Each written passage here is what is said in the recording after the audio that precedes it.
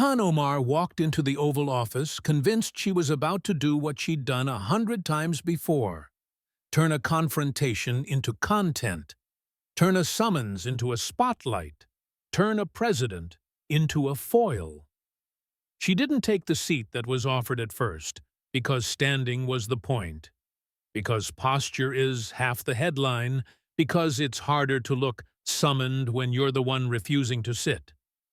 Her arms crossed, her jaw set, her voice sharpened into that familiar tone that says, "I'm not here to negotiate. I'm here to perform." She spoke like the cameras were already rolling, even though the room had been stripped of the usual props. That was the first detail that should have made her pause. No note-takers at the edges, no smiling aides with legal pads, no photographers shuffling for angles, no pool spray chatter. Just Donald Trump behind the resolute desk, two Secret Service agents posted by the doors like human punctuation, and a small cluster of people who don't attend meetings for vibes. FBI Director Christopher Wray stood off to the side with thick folders, the kind that don't exist unless someone's been busy for months. DHS Secretary Kristi Noem held her own stack, squared up like she'd come to deliver something she didn't intend to soften.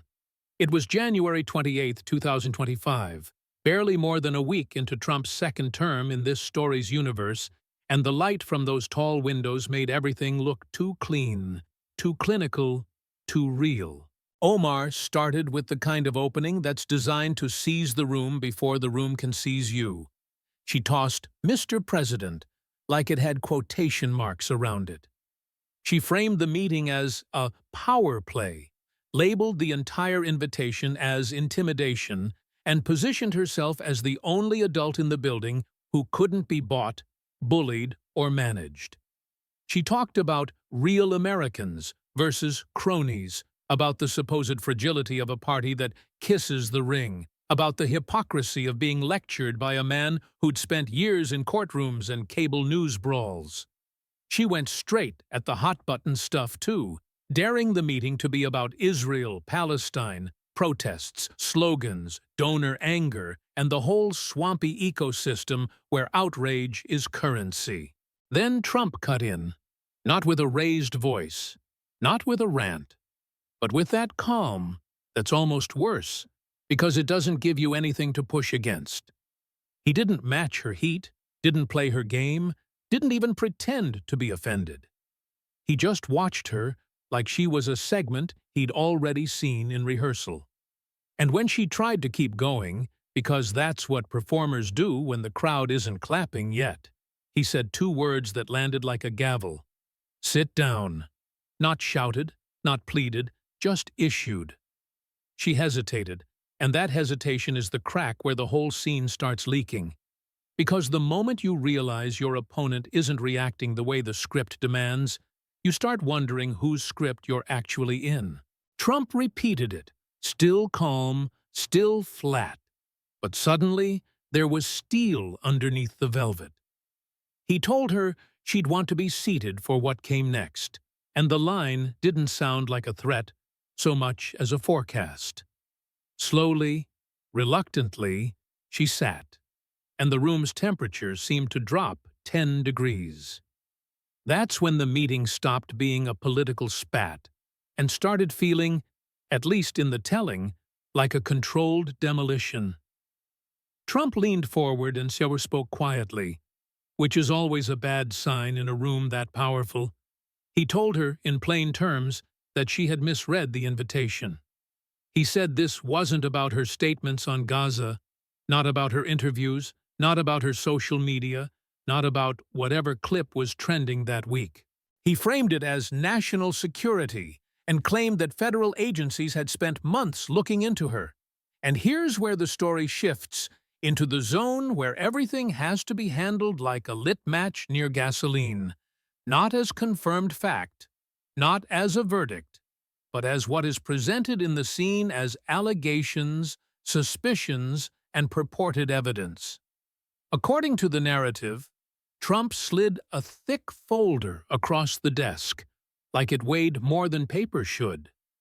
He said it had been declassified that morning, which is the kind of detail that signals authority even when you can't verify it. Omar looked at the folder like it might bite. And if you've ever watched someone realize the room isn't theater anymore, you know that expression. Trump then described, as if reading a menu, the idea that investigators believed she'd been tied to improper overseas money transfers, that treasury flags had been raised, that names and networks connected to East Africa had shown up in financial tracing. He used the kind of phrasing that doesn't say, "we think," so much as, "we have." And in politics, that's the difference between a rumor and a sledgehammer. Omar tried to interrupt, but in the story, Trump didn't let her steer it back into a moral lecture. He described a relative overseas, business names, structured transfers, just under thresholds, and the kind of jargon that makes viewers feel like they're peeking behind a curtain. If you're telling this as commentary, you don't say, "she did X," because that's where you smash into the wall. You say, "the claim being floated was X," or "the documents, as described, would suggest Y," or if this is accurate, it raises questions. The tension comes from the gap between public image and the private dossier, not from declaring anyone guilty. Then Ray steps forward in the scene, and that's when the script leans into procedural coldness. Neutral tone, careful language, exhibits laid out as if the setting were a briefing room, not the Oval Office. Bank statements, wire confirmations, highlighted lines, a timeline that starts small and gets ugly by accumulation. Ray, in this telling, says the pattern wasn't just the amount, but the structure, a word that carries a lot of insinuation without having to accuse anyone of intent. He describes a money transfer system common in immigrant communities, the kind that lives in the gray space between necessity and vulnerability. And he outlines how, when agencies go looking for leaks in a system like that, they often find a mix of innocent remittances and truly bad actors using the same pipes. The story names a business and claims it had been designated by Treasury. It claims investigators traced portions of funds onward to people who, on paper, were flagged as dangerous. It even describes photos of men in tactical gear, as if the evidence is so visual it can't be argued with. But even inside a dramatic narrative, the smarter move is to keep the edge of uncertainty in the air. What was actually traced? What's the chain of custody? How much is inference? How much is corroborated? Because the point is to make your audience lean in, not to make declarations you can't substantiate. Omar, in the scene, says she was sending money to family and didn't know where it went next. That's a plausible defense in the real world because diaspora support is common and often informal. The story has Ray respond that Omar served on the House Foreign Affairs Committee and received briefings about terrorism finance patterns. That's where the tension gets political. At what point does "I didn't know" stop sounding believable when you're literally briefed on the topic? It's a question, not a conclusion. And questions are oxygen for this kind of commentary. Then Noem takes over the second file in the story, and the focus shifts from money to identity. Not "you're guilty," but "your narrative doesn't match the paperwork," which is a different kind of knife. The story claims her biography included statements about her mother being dead, about refugee timelines, about names used in applications. It claims investigators found records suggesting her mother was alive and living abroad, and it claims there were travel logs that contradicted the public story. Again, you don't have to say any of this is true. The tension is the idea that a public persona built on a particular origin story can be destabilized by documents that, if authentic, would raise uncomfortable questions. And there's a dark little irony here that writes itself. Politics is full of people who say, "my truth," like it's a shield, until someone shows up with a folder that says, "Your facts." If the folder is legit, the truth isn't about feelings. If the folder isn't legit, then the whole thing is weaponization. Either way, the viewer's brain starts spinning. That's where you keep the pacing tight and the language sharp, because you're not selling certainty, you're selling tension. The narrative then pushes into the most radioactive allegation, the old rumor that Omar married a relative for immigration purposes. That's not new gossip in political media, but it's also exactly the kind of thing you can't state as fact without stepping into defamation territory. So the safe, smart approach is to frame it as a long circulating claim, an allegation that has appeared in conservative circles, a rumor that authorities in this fictional scenario claim they revisited. And then let the story emphasize that even the characters admit proof would hinge on evidence that may not exist or may be contested. The scene uses the words DNA test, marriage records, timing, and pattern, all of which are narrative tools to create the feeling of inevitability. Then the NSA angle arrives, and you can almost hear the dramatic music. A general steps in, says, "FISA warrant," and suddenly the story's telling you, this isn't politics, this is counterintelligence.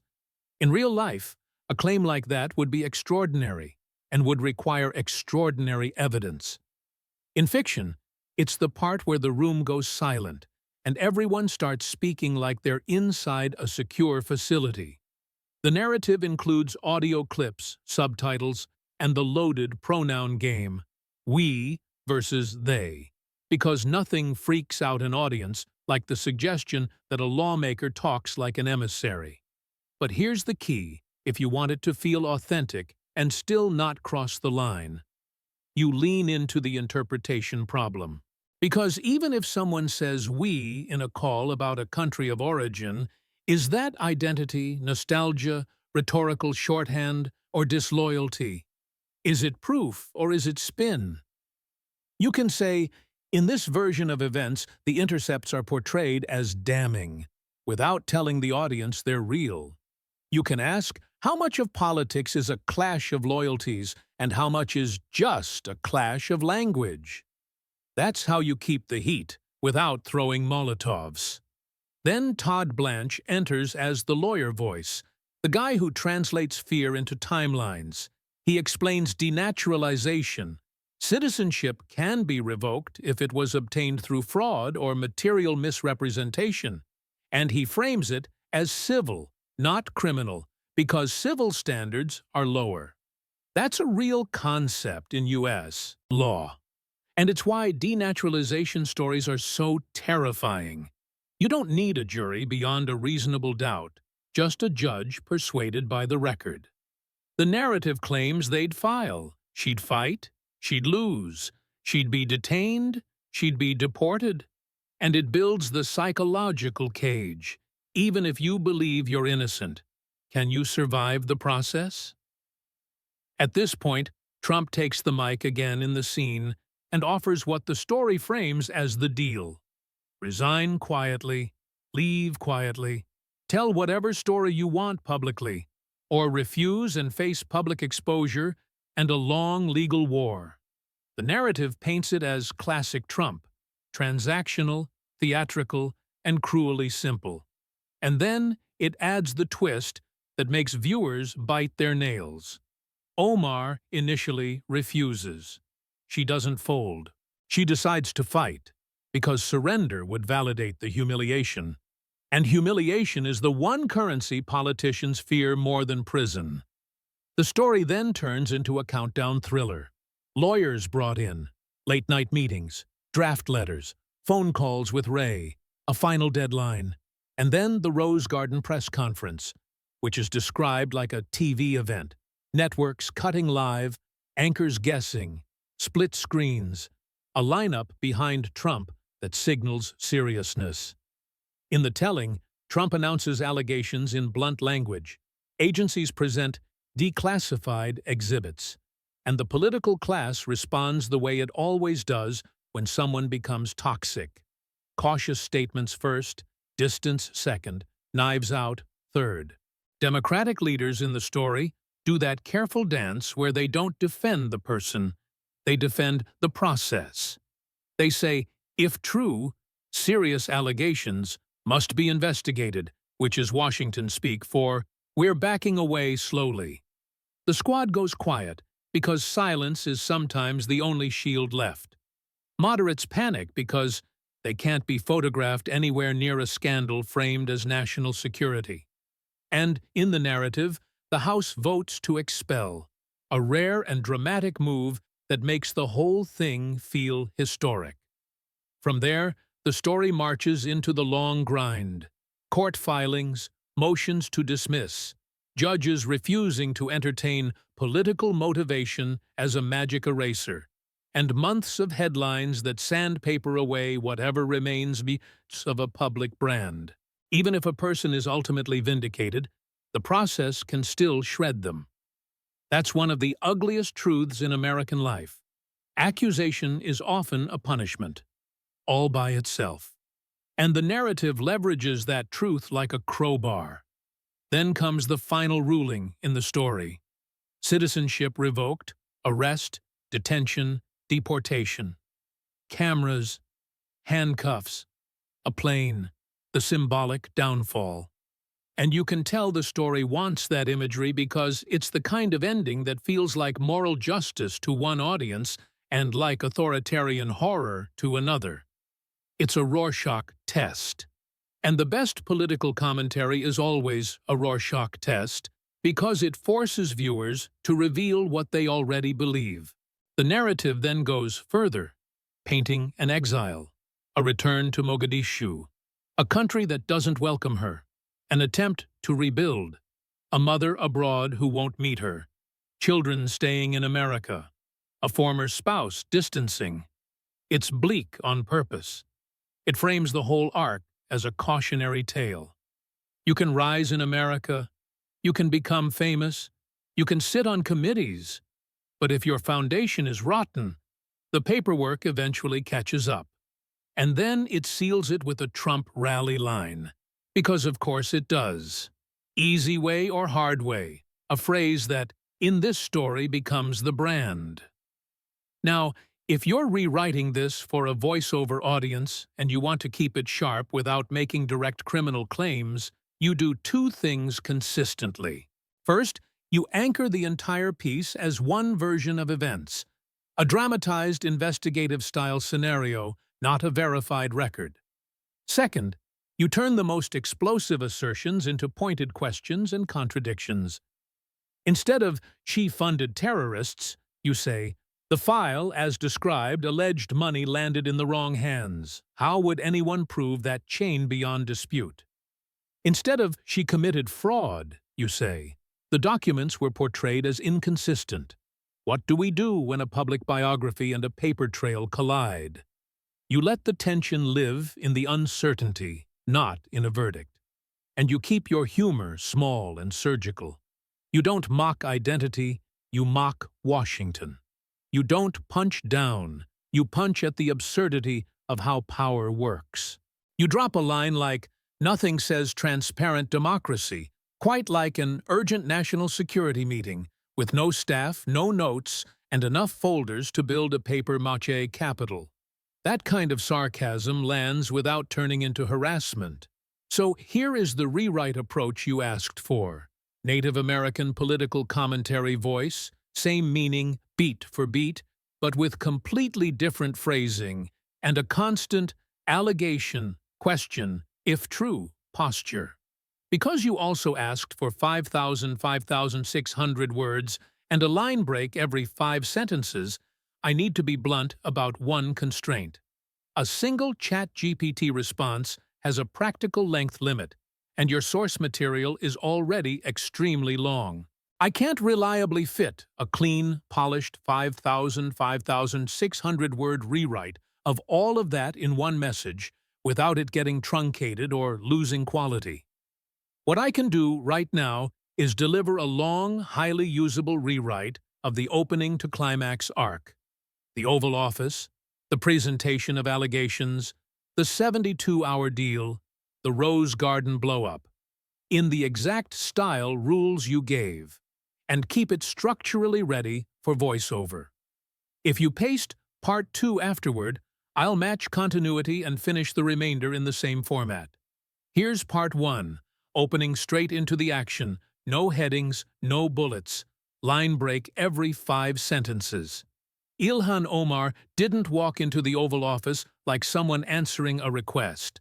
She walked in like someone crashing a stage. The chair in front of the resolute desk might as well have been a trap, because she made a point of not taking it.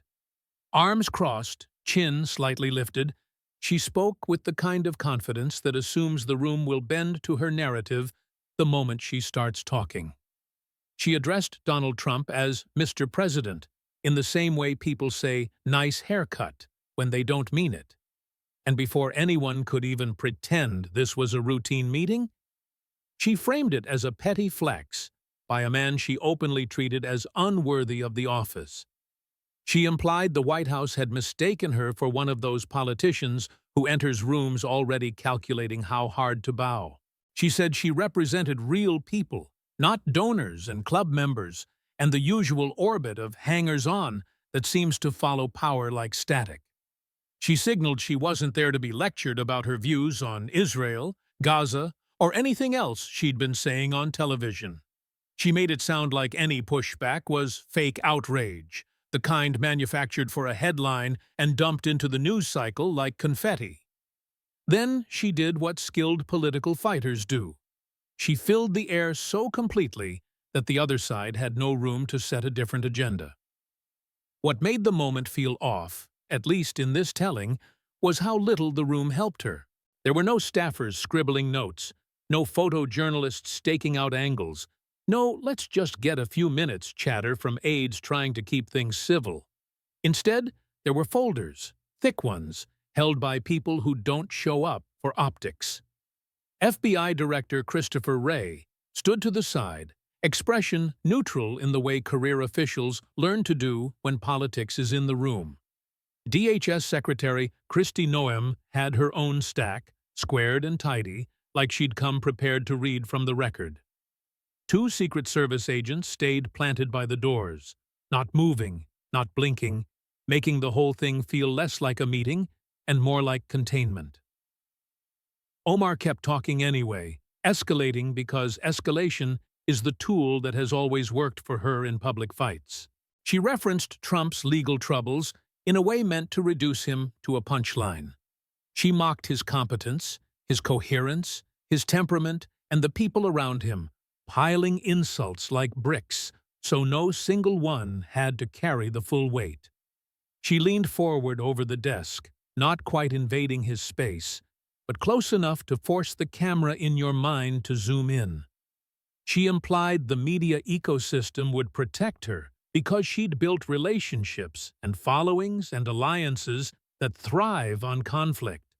And she treated the entire summons as a stunt she could flip into fundraising, attention, and another round of moral superiority. Trump didn't rise to meet her volume, which is what she expected. He didn't shout, didn't sputter, didn't lunge for the rant that usually comes packaged with his name. He just watched, almost mildly entertained, like he'd seen this type of performance enough times to recognize the choreography.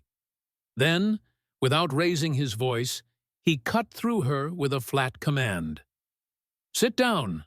Not a request, not a debate, not a negotiation, just an instruction that landed with an authority she couldn't tweet her way out of. The way he said it forced a brief pause, and in politics, pauses are where fear sneaks in. She tried to keep control by pushing through the pause, but he repeated it, still calm, and added a line that changed the temperature in the room. He told her she'd want to be seated for what he was about to show her, and that phrasing did something insults don't do. It implied receipts. Omar lowered herself into the chair, not because she suddenly respected him, but because her instincts picked up a signal her ego didn't want to acknowledge. The confidence didn't vanish, but it stopped looking bulletproof. She glanced at the people standing behind and beside him, and the lack of chatter from them was its own kind of message. Silence from law enforcement types is rarely good news for the person on the other side of the desk. Trump leaned forward and spoke with the kind of quiet that forces you to lean in too. He told her she'd misread the reason she was there, that this wasn't about her public statements or her activism or whatever clip her supporters were celebrating that week. He framed it as a national security matter, and in this version of events, he claimed the government had been looking into her for months. He slid a thick folder across the desk, the kind that looks heavy even before you open it. He said he'd declassified it that morning, which, true or not, is exactly the sort of phrase used to signal, "This isn't rumor, this is paper." Omar stared at the folder like it was a live wire. What follows, in the way this story is told, is not a courtroom finding, but a presentation of allegations dressed up as certainty. Trump described investigators focusing on overseas financial transfers connected to people and networks in Somalia. He talked about patterns, amounts that stayed just under reporting thresholds, timing that looked intentional, repetitions that didn't read as casual. He named a relative overseas, described as a brother-in-law, and tied that person to a money transfer business. He said agencies believed the transfer system had been used for illicit financing and that her payments had flowed into the wrong hands. Omar's first instinct was denial, but denial hits different when someone is describing your bank statements like bedtime reading. Then Ray stepped forward, and the air in the room shifted from political to procedural. He spoke in a measured tone that didn't try to win an argument, it tried to build a record. He laid out documents, described dates, described amounts, and emphasized the word structured, the bureaucratic way of saying, "This looks like someone knew what they were doing." He framed the issue as something investigators notice when money moves in patterns designed to avoid attention. He explained that sending money to family abroad is common and often lawful, but that the system can be exploited in ways that are not. And he described, in this narrative, how investigators claim they traced at least portions of the money onward to people flagged by the government as dangerous. Omar insisted she was supporting family, not anything else, and that's not an unbelievable line in a country full of immigrants who send money home. The story has Ray respond with a detail meant to remove the innocent's defense. Her committee role, her access to briefings, her presumed awareness of how these networks get used. He described phone calls that, in this telling, lined up too neatly with transfer dates to be shrugged off as coincidence. He portrayed the situation as less about intent and more about consequence. The hard truth that some federal statutes don't care what you meant if the money ends up where it shouldn't. And he warned, as the narrative goes, that the exposure alone could be catastrophic, regardless of the final legal outcome. It's the kind of warning designed to make a political figure realize the courtroom might not be the scariest arena. Then, Noem moved into the immigration file, and the story pivoted from finances to identity. She framed it as contradictions between public biography and government records, which is the kind of framing that instantly turns a story into a scandal. She claimed there were discrepancies about family details, including the status of Omar's mother. She described travel patterns and records that, if authentic, would complicate the origin narrative Omar had used for years. And she introduced the idea of names and documents that didn't align cleanly, suggesting the possibility of misrepresentation in early applications. None of it, as presented here, is a conviction. It's a pressure campaign built out of paper. The narrative then steps into the most explosive territory: marriage rumors, family ties, immigration shortcuts. It's been whispered in political circles for years. And in this story, it's treated as if agencies had dusted it off and built it into a formal allegation. Noem references certificates, timing, divorces, and what she calls a pattern, the kind of word that sounds like proof, even when it's really interpretation. Omar denies it, and the denial is portrayed as weaker this time because the setting makes everything heavier. The story flirts with the idea of a DNA test as a smoking gun, a rhetorical move that makes the viewer ask, if she could end it instantly, why wouldn't she? That question, fair or not, is the kind that sticks in the brain like gum. Then the NSA piece arrives, and the story tries to turn political controversy into counterintelligence drama. A general describes surveillance and warrants, and suddenly the stakes are no longer reputation, but loyalty. Audio clips are mentioned, subtitles implied, and the narrative leans hard on pronouns, we and they, as if those two words can decide where someone's allegiance lives. Calls with foreign officials are framed as strategic rather than diplomatic, and the content is painted as sensitive. Omar calls it profiling. The officials call it behavior, not identity. The audience is left to wrestle with the most American question of all. When does rhetoric become risk? Todd Blanche then steps in with the law, because law is how power turns accusations into action. He explains denaturalization in plain terms. Citizenship can be revoked if obtained through fraud, highlighting the civil standard that makes it easier to prove than a criminal charge. He lays out a timeline that sounds like inevitability, and timelines are how you turn panic into compliance. He frames the fight as long, expensive, and brutal, with politics pressuring the person long before a judge ever rules. Even if you believe you're right, the process can still flatten you. And that, in the story's logic, is why the deal suddenly becomes tempting. Trump returns to center stage and offers what he frames as the only choice that matters. Leave quietly or be destroyed loudly. Resign, he says, and you control the story. Fight, and the story controls you. He gives a deadline because deadlines are how you break resistance. He warns that the public release will be just enough to be devastating while still protecting sources and methods, which is exactly how real government disclosures often work. He paints Democrats as abandoning her the moment the words national security and investigation hit the chyron, and he delivers it all in that transactional tone that makes it feel less like justice and more like business.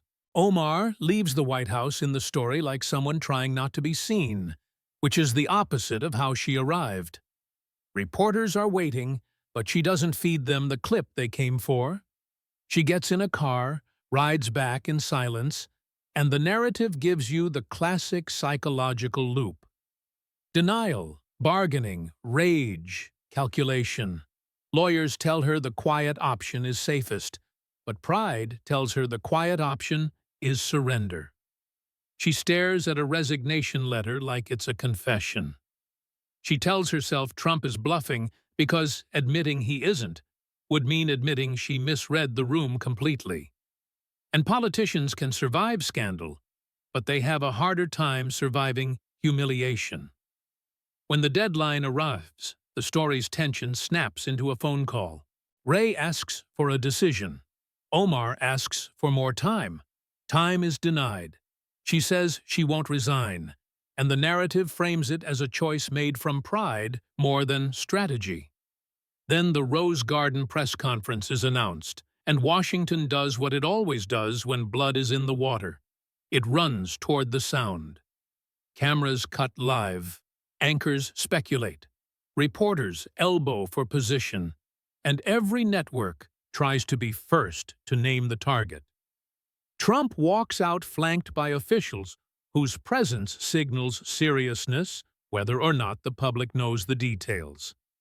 And he begins with a blunt announcement that, in this story, turns allegations into political reality. Ray and Noam present selected documents described as declassified exhibits, transfer records, designation references, biographical contradictions, paperwork meant to look undeniable. Omar's team responds with a statement framing it as political targeting, the language of every modern scandal defense. Democratic leadership issues cautious lines about serious allegations, and that phrase is always the early warning siren of abandonment. The squad stays quiet, which reads as either discipline or fear, depending on what you want to believe. Moderates start distancing because they live and die on perception. And the story leans into the idea that even sympathetic outlets can't fully carry someone when the visuals are bank statements and official stamps. From there, the narrative accelerates into Congress's most extreme move: expulsion. It frames the vote as bipartisan enough to look inevitable, as if the institution itself has decided the person is too toxic to keep. It then follows the legal grind: filings, motions, a judge insisting politics doesn't erase evidence, and the slow collapse of a public brand that once seemed untouchable. The story presents a long fight that ends with citizenship revoked, not because the story proves it beyond doubt, but because that ending is the cautionary punchline the story wants. It paints detention and deportation as a televised symbol of consequences catching up, and it lands the final irony. The person who walked into the Oval Office expecting to dominate leaves the saga stripped of power, voice, and platform.